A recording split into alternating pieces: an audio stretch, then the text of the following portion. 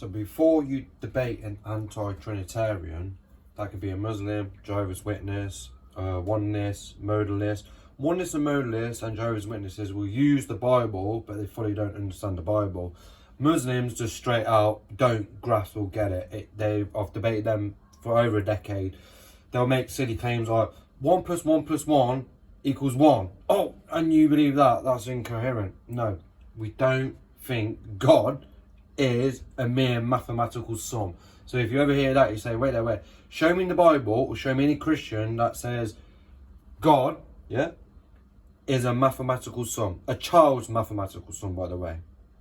No one says that. And I've seen Christians do this. Well, 1 × 1 × 1. And I'm like, no, don't even go there. If you Christians ever use this, just stop it. Yeah? God is beyond our comprehension. Okay? You can't fit him in your little £3 brain. Let me tell you something. If you can fit him in your, £2 brain or £3 brain, depending on how big your brain is, yeah, you're worshipping the wrong God.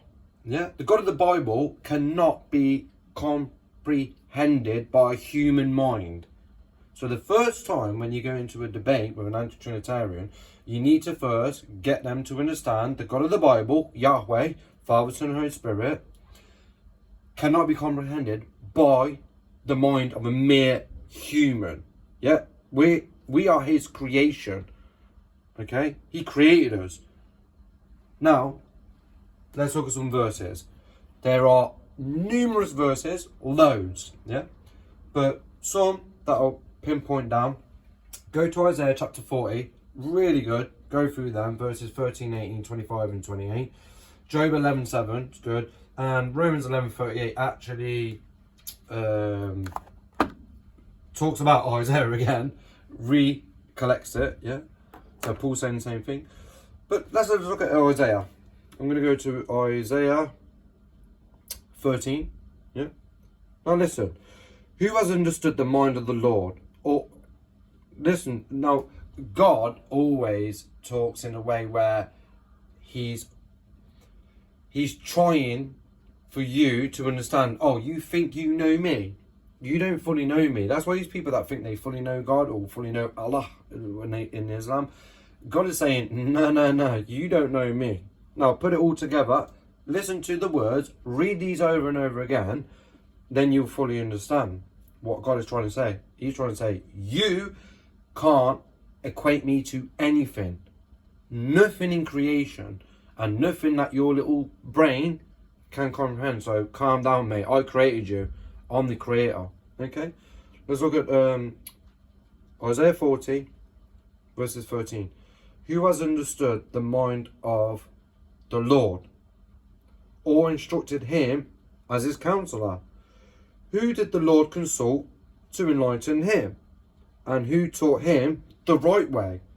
Who was it that taught him knowledge, or showed him the path of understanding? It's a question. Who taught me? No one. What, and you want to go around thinking you know me? Yeah? He's mocking those people, by the way. In a way, he's mocking them like, you think you're great, you're nothing. Hey, look, I'll show you in a minute. Before him, all the nations, this is actually 17. Before him, all the nations are as nothing. They are regarded by him as worthless and less than nothing. To who, then, will you compare God? What image will you compare him to? Who are you going to compare God to? You can't. He's asking, who are you going to compare me to? You can't. Impossible. Go to 25. To who will you compare me? Or who is my equal? Says the Holy One. Lift your eyes up and look into the heavens, who created all these. He who brings out the starry hosts one by one, and calls them each by name, because of his great power and mighty strength, not one of them is missing. You get it? You can't comprehend that. Can't compare him to nothing, yeah? Go to 28. Do you not know? Have you not heard? The Lord is the everlasting God, the creator of the ends of the earth.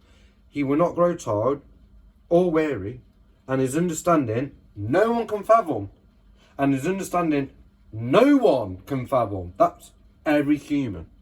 No one can fathom his majesty. Yeah? Then I want to go to 28. Let's go to 28. Oh, sorry, we did 28 and we did 25. Sorry, we did 25 and we did 28. By the way, when you actually look in Isaiah, it's just amazing. Amazing amount of stuff that go on that show that no one can fathom God's knowledge or majesty and what actually, who he is. Yeah. Let's go to Job 11:7.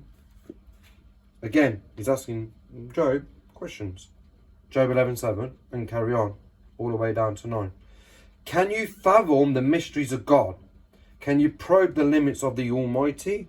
They are higher than the heavens. What can you do? They are deeper than the depths of the grave. What can you know? Their measure is longer than the earth and wider than the sea.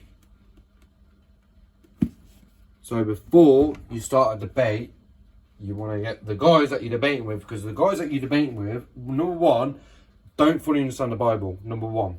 Otherwise, they wouldn't be anti-Trinitarian. Number two, they don't grasp the concept that God cannot be fathomed. You cannot fully understand God. Okay? Now, before you carry on in debate to the next stage, you stick them on this. You say, no, first, get this. Now, if they have integrity inside them and they have the Holy Spirit, they'll think and be like, okay, you're right here. This is what the Bible teaches. This is the first step. Okay? We'll get on to the Trinity. Now, you have to remember the Trinity. What the Bible depicts is the Father, Son, and Holy Spirit. Even in the Old Testament as well, you actually see the concept of the Trinity. But we're going to stick to my three that I would pin them down and deal with it. John chapters 14, 15, and 16. You've got to remember the word Trinity is not in the Bible. It's not in the Bible. But it's just a term coined by the early Christians to try and understand God's unity, his majesty, and who he is. But just remember, no human can fully understand God. Okay, we can't fully understand him. But the word Trinity was just coined by the early Christians to try and understand God's personhood. Now, maybe they don't like the word Trinity. And you just say, look, maybe you don't like the word Trinity. Okay, we'll get rid of the word Trinity, but you can't not deny that the Bible teaches Father, Son, and Holy Spirit, who are three different persons. They're three different persons. Yeah, you can't deny that. The Father is called God in the Bible. Yes. The Son is called God in the Bible. He's called God by other people. He claims himself to be God. He uses titles from the Old Testament to himself. He implies him to himself. He's God. The Holy Spirit, Jesus calls God, who dwells in people and helps. And the Holy Spirit was seen in the Old Testament. So he's omnipresent. Yeah. And you've got to remember the three omnis. Omnipresent, omniscient, and omnipotent. Okay? The three omnis. Does the Bible teach the Trinity? We're going to get to that. And you can do this in just 3 chapters in John. But for now, the first thing you want to do is get on this. Isaiah 40, verses 13, 18, 25, and 28. And go to Job 11 and 7. But there's many more. That one, you need to grasp them on and be like, do you get it now? You can't really fully fathom God's mind and personhood. If they're honest, they'll say yes. That's the first step.